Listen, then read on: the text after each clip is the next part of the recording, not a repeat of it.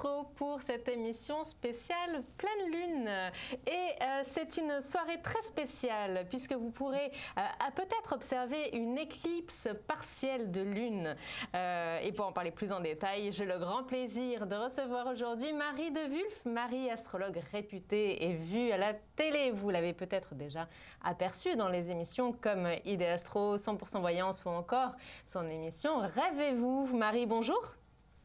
Bonjour Émilie, bonjour Valérie aussi à la technique et puis bonjour à vous toutes et à vous tous. Je suis ravie de passer ce moment avec vous voilà, dans mon petit chez moi. Et nous de même, plaisir partagé. Alors, la magie de cette émission, comme nous avons l'habitude de le dire, c'est que nous la fabriquons ensemble. Aussi, si vous avez des suggestions sur des thématiques que vous souhaitez aborder, n'hésitez pas à nous inscrire tout cela en commentaire. Il suffit pour cela de vous rendre sur les réseaux sociaux. Voilà, de nous envoyer un petit message. Alors, au sommaire de cette émission, une émission bien chargée. Donc, dans l'horoscope au télescope, nous découvrirons quelles sont les influences de cette pleine lune selon les signes. Puis nous ouvrirons notre dossier spécial Lune à la Une consacré au disque astrologique antique de Chevroche. Enfin, dans la story du jour, Marie dévoilera à Maxime le sens caché de son rêve. Et j'en profite également pour vous rappeler que tout au long de l'année, Marie est disponible en consultation privée pour effectuer votre thème astral, vos prévisions astrales et également des interprétations de rêves. Il vous suffit pour cela de composer le 01 75 75 35 45 01 75 75 35 45. Et pour votre premier appel, vous pouvez bénéficier de l'offre découverte. N'hésitez pas à la demander. 01 75 75 35 45. Eh bien, Marie, démarrons tout de suite par mieux comprendre cette pleine lune du mois de juillet. Je te laisse la parole. Eh bien voilà, oui, cette pleine lune ici qui se passera donc le 16 juillet, n'est-ce pas, très tard puisqu'elle se passe autour de 23h30 heure de Paris, un petit peu plus que 23h30 et quelques petites minutes. Et nous aurons ici une pleine lune pas très sympathique et pas très gentille. Pourquoi donc? Voilà, elle va quand même embêter beaucoup de gens, beaucoup de gens. Très peu de personnes seront à l'abri de cette pleine lune. Le pourquoi, c'est qu'elle est accompagnée d'une planète qui s'appelle Pluton et que la lune avec Pluton, elles font pas très bon ménage. Donc elles sont toujours un peu en bisbille. Il y en a une qui veut un petit peu supplanter l'autre qui veut prendre le pouvoir. Donc il y a comme ça des jeux d'influence et des jeux de rôle qui sont là et qui sont pas toujours très dans la tendresse.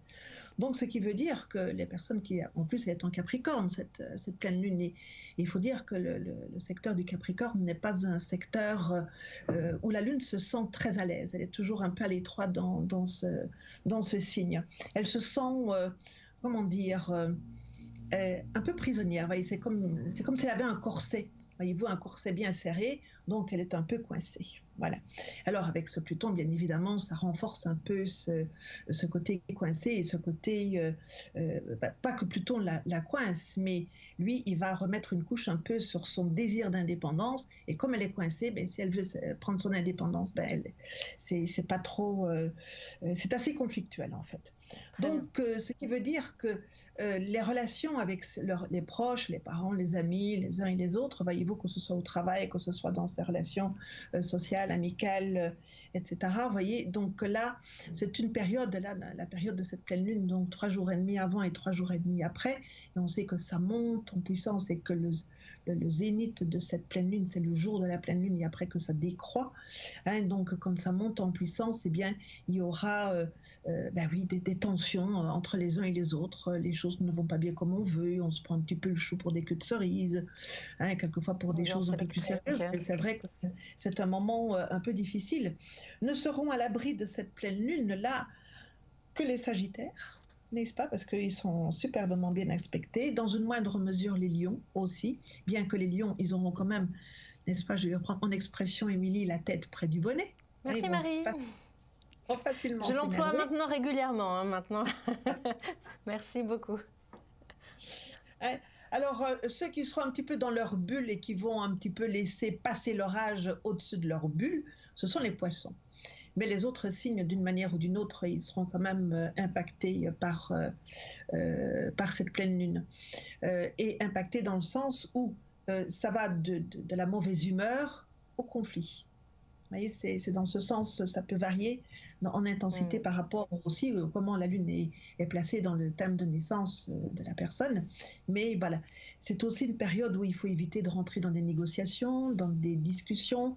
Si vous avez des négociations pour de l'argent, pour des prêts, pour des achats, ou tout simplement vous avez un contentieux avec quelqu'un et il faut négocier un contentieux, c'est un moment où il faut mieux laisser passer ces jours-là avant de reprendre les discussions. On peut toujours dire très diplomatiquement, écoutez, je ne suis pas disponible à cette date-là. On voit ça la semaine prochaine. Voilà, on voit ça la semaine prochaine, voilà. On peut toujours notez bien, on voit ça la semaine prochaine. N'hésitez pas, on va s'éviter quelques conflits. De reporter. Mais c'est vrai que s'il y a déjà, comme des contentieux par exemple, c'est déjà très tendu dès le départ, si on rajoute encore une couche de tension là-dessus, eh ben ça peut ne pas bien se passer, ou alors en tout cas remettre des bâtons dans les roues pour que les choses se passent moins bien et qu'il faudra plus de temps aussi pour les résoudre par la suite. Donc voilà, s'il y a vraiment un grand conseil à donner pendant cette période et surtout la journée, c'est de prendre congé, de se mettre sur la couette et de laisser passer l'orage. Et notre chapitre Lune à la une est donc aujourd'hui consacré au disque astrologique antique de Chevroche. Alors, il a été découvert en 2001, mais tout d'abord pour nous situer, nous sommes dans la Nièvre. Alors exactement, pour ceux qui ne sont pas très bons en géographie, c'est entre Paris et Mâcon, ou encore Orléans et Dijon si on trace des diagonales. Voilà, pour vous situer un petit peu. Alors historiquement, nous sommes, on sait qu'il y a une occupation gallo-romaine qui s'est fortement développée depuis le second quart du 1er siècle de notre ère jusqu'au 5e siècle. Et le disque, lui, donc, qui a été retrouvé, aurait été enfui dans les années 350 après Jésus-Christ. Et alors vous me direz, mais comment ce disque est réapparu comme cela autant d'années après? Eh bien, nous devons cette découverte à un village de vacances, et plus précisément à un projet de construction de village de vacances, puisque pour de tels projets, effectivement, il est courant de pratiquer des fouilles archéologiques, et effectivement, une fouille archéologique préventive officielle avait alors été initiée en 2001-2002, et c'est comme ça, donc surprise, qu'ils ont découvert quand même une petite cité gallo-romaine de pas moins de 4 hectares. Voilà, donc sur ces 4 hectares, ils ont fait évidemment bien d'autres découvertes, des vestiges donc d'une activité métallurgique importante, du mobilier et 4 dépôts d'objets métalliques qui étaient à l'époque contemporains, que l'on peut considérer contemporains pour l'époque. Et l'un de ces dépôts rassemblait plus de 200 objets. Donc c'est quand même assez considérable. On imagine la surprise des archéologues ou fragments d'objets, bien sûr, puisque tout n'a peut-être pas résisté au temps non plus. Et donc parmi ces 200 objets, des outils, donc des marteaux, des burins, des éléments domestiques comme de la vaisselle, des clés et voilà, ou encore des pièces de harnachement de chevaux. Et c'est dans cette catégorie-là qu'avait été classé donc ce disque, un disque très oxydé, et il l'avait tout simplement catalogué dans la partie pièces de harnachement de chevaux. Et il a fallu attendre 2004 lors de sa restauration pour découvrir en fait sa véritable nature. En effet, donc lors de sa restauration, on a mis au jour donc 3 lignes concentriques, exactement, d'inscriptions, avec des inscriptions en grec.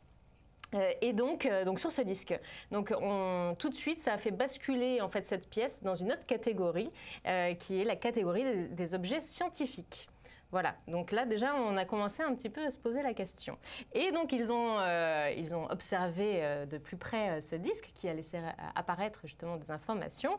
Donc ce disque est divisé en 12 parties égales de 30 degrés chacune, dans lesquelles sont inscrits 3 mots superposés. Et donc à chaque fois on a l'un des 12 mois égyptiens, l'un des 12 signes du zodiaque et l'un des 12 mois romains. Voilà, moi je trouve ça incroyable puisque voilà, on parle, alors c'est une époque, on va dire, pas si lointaine par rapport aux époques dont on parle habituellement dans cette émission, mais quand même. Et donc le disque peut être lu en commençant par Thoth, qui est le premier mois du calendrier égyptien, qui commence à la date du 28 août ou 29 août, selon si on est dans une année bissextile. Et alors, on peut dire que l'utilisation de l'alphabet grec, la référence au mois et aux signes zodiaco-égyptiens, et la tentative de mise en correspondance des calendriers égyptiens et romains font de cet objet un objet tout à fait surprenant et évidemment d'une grande rareté. Et on imagine que la personne qui en avait usage devait être, lui, très, très... d'être un fin connaisseur de l'astrologie, de toutes ces, voilà, de l'histoire, des différentes cultures, etc. Donc son utilisation reste un petit peu compliquée, on le sait, on l'a découvert notamment le mois dernier dans l'émission de la pleine lune. L'astrologie remonte à des millénaires, à la Mésopotamie exactement, et du coup la façon de pratiquer l'astrologie à travers les âges est très complexe. Elle a varié également. Et évidemment, tous ces objets ne nous sont pas livrés avec un mode d'emploi. Donc après, voilà, à nous d'essayer un petit peu d'imaginer comment on pouvait se servir d'un tel outil. Et bien maintenant que nous en savons un peu plus sur la place du ciel dans l'histoire, je te propose, Marie, si tu es d'accord, de retrouver Maxime au téléphone. Alors Maxime a répondu à notre annonce casting de rêve. J'ai toujours voulu dire ça. Et plus sérieusement, Maxime a fait un rêve et il aimerait que tu l'aides à en découvrir le sens. Donc je suis très curieuse de savoir ce qu'il en est, car les rêves ne sont jamais là par hasard. Ils renferment toujours un message et toi, tu es un petit peu notre Google des rêves. Tu nous aides toujours à trouver leur origine et à en faire leur interprétation. Émilie, Google, je veux bien, mais pas Gogol. Hein. Ah non, bah oui, Google.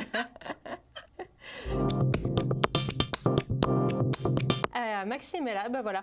Très bien, merci beaucoup Maxime de nous avoir rejoints en ligne. Je vous laisse tout simplement poser, je vous laisse avec Marie, voilà, elle va vous dire de quoi elle a besoin. Bonjour Maxime. Bonjour Marie, bonjour.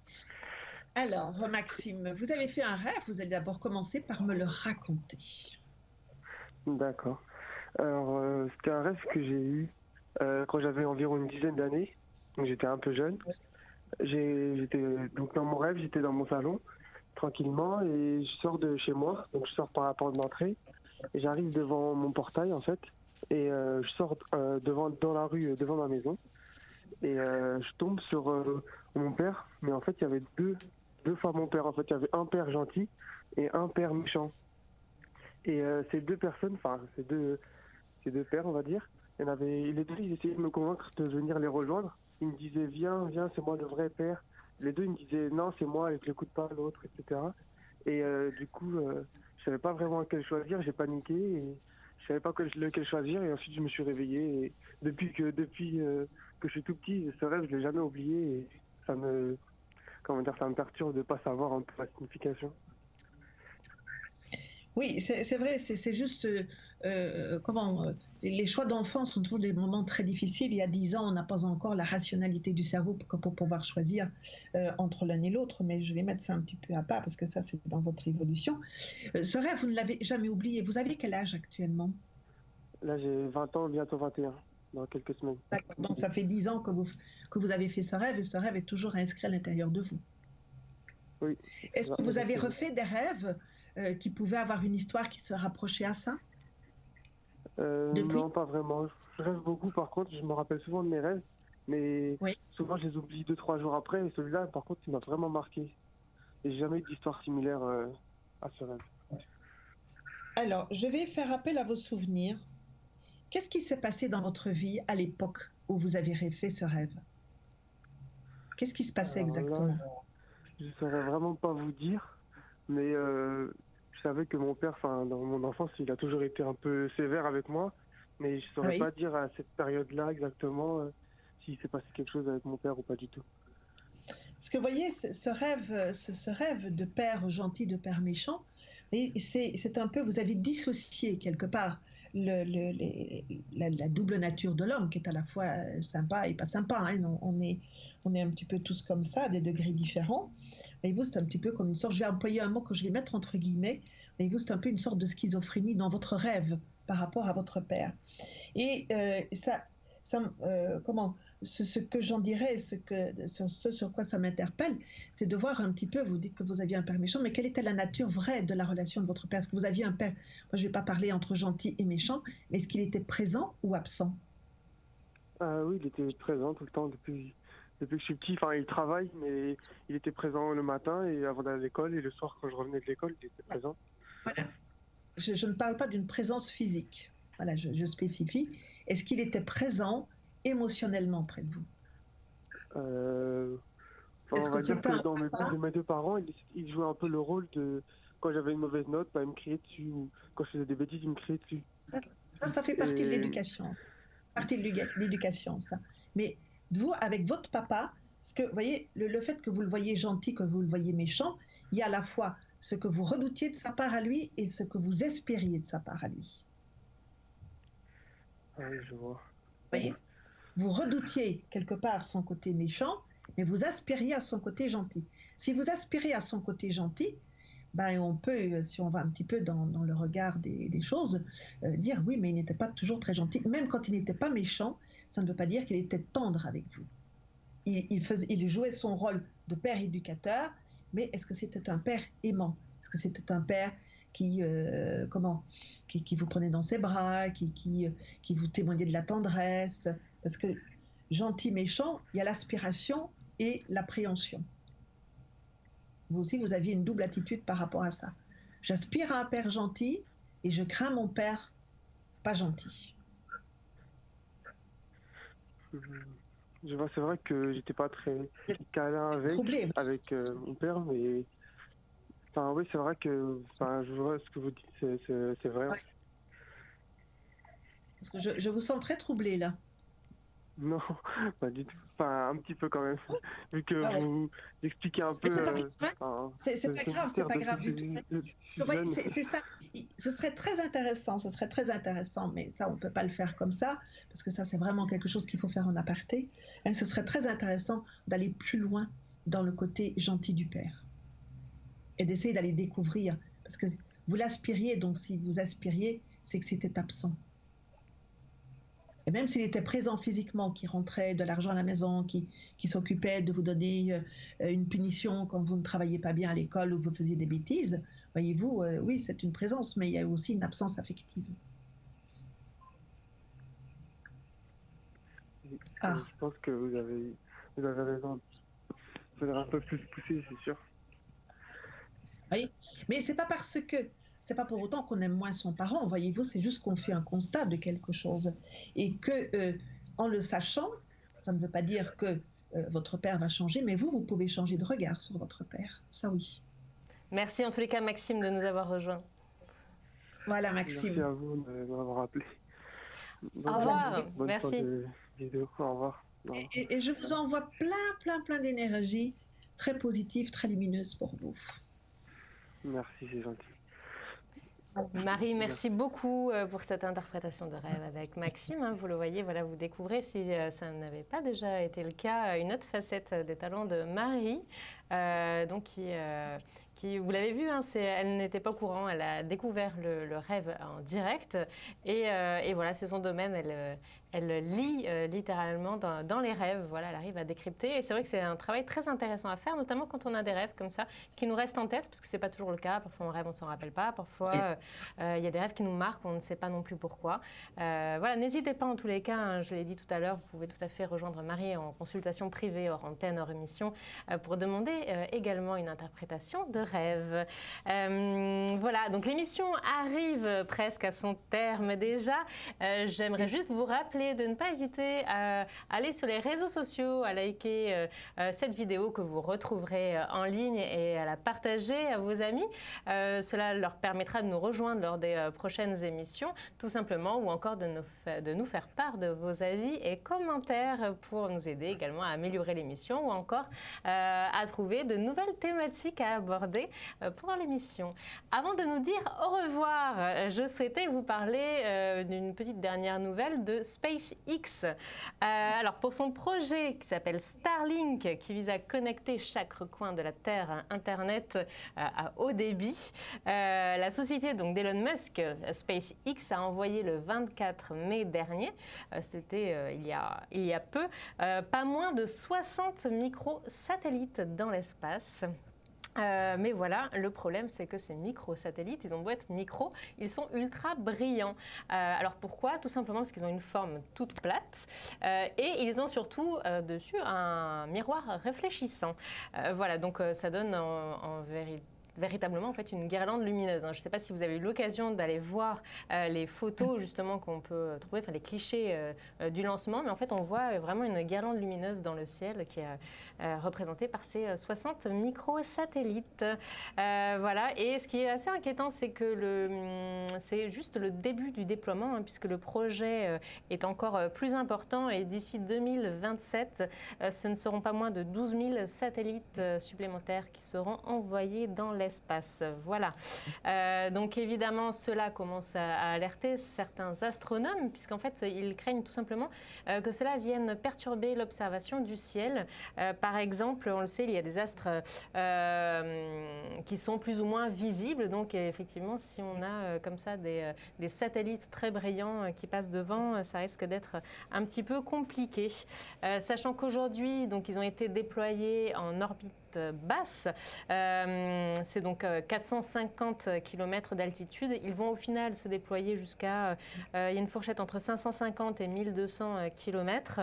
Ils vont perdre évidemment un petit peu de leur brillance. Toutefois, il a été calculé, estimé en tous les cas, qu'une fois dispersés chacun à leur hauteur respective, on pourrait en apercevoir à l'œil nu pas moins de 100.